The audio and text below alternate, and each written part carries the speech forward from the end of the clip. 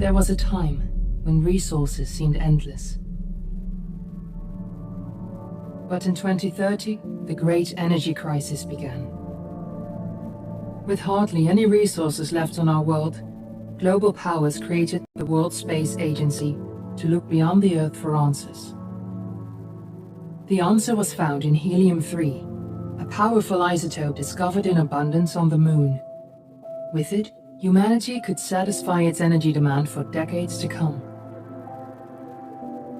And so, in 2032, mankind colonized the Moon. Spearheaded by the Lunar Council, the WSA constructed several permanent settlements to harvest and process helium-3. The resulting energy was transferred to Earth through a revolutionary energy network, the microwave power transmission. For a time, all seemed well. Then, one fateful night in 2054, the lights went out. No energy. The MPT had gone offline, and communication with the lunar colonist was lost. Without earthly resources to launch a full-scale rescue mission to the Moon, the World Space Agency was shut down permanently in 2055. But a small group of former WSA colonists refused to accept humanity's bleak future. Determined to discover the colony's fate and to restore the MPT, they've been preparing their mission in an abandoned desert launch facility. Now, in 2059, they are ready to launch an astronaut to the Moon. What awaits is unknown and unforeseeable, but the mission is clear. Deliver us the Moon.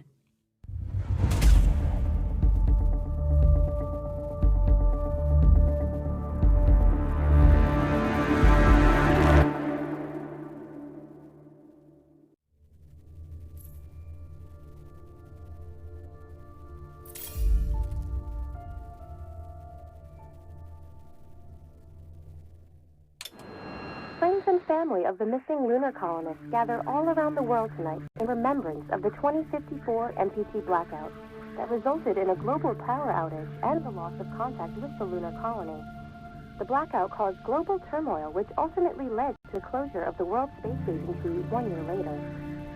In other news, the recent formation of the largest dust storm on record has prompted climatologists to readjust their forecast of the equatorial desert's growth rate. As a result of the new storm, the desert could soon cover 30% of the globe's landmass. Several governments have pledged support for refugees despite reports of resource shortages. The dust storm is expected to hit residential zones between the northern 49th and 50th latitude lines by late afternoon and pass over the World Space Agency's former MPT ground station in the Adirau Desert. Authorities have imposed a mandatory evacuation of the impacted areas. For countries north of the equatorial desert, temperatures are expected to be... We're ready to start the mission. Do you copy? This was Nicole Hayes for World News 1, September 16, 2059. Wishing you a safe and happy day.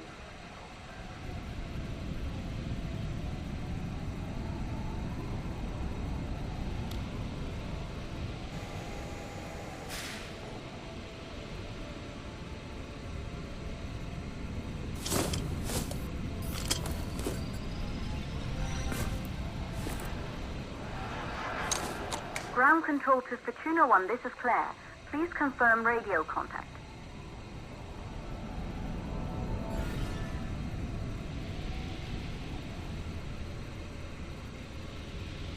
Radio contact confirmed. Make your way to the launch platform and prime the rocket for liftoff. We have to launch before the dust storm hits.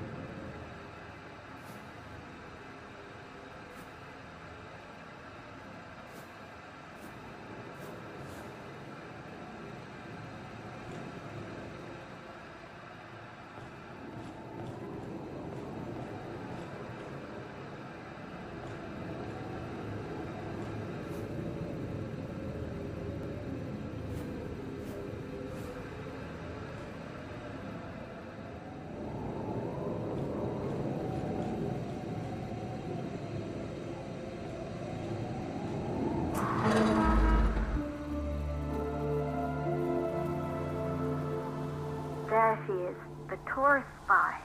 It took us 4 years to get her ready for launch. But you need to hurry. The dust storm will hit this area in a few hours. If we don't succeed now, the Fortuna mission will be over for good.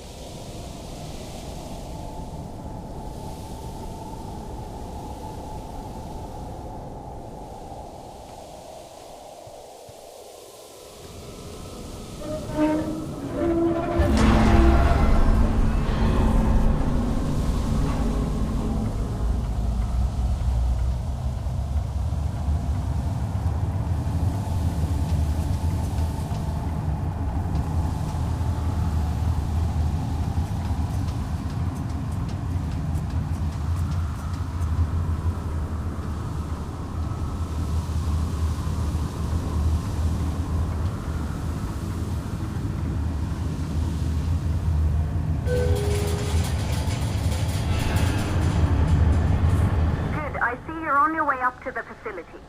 The control center is located on the top floor. There you can prime the rocket for launch.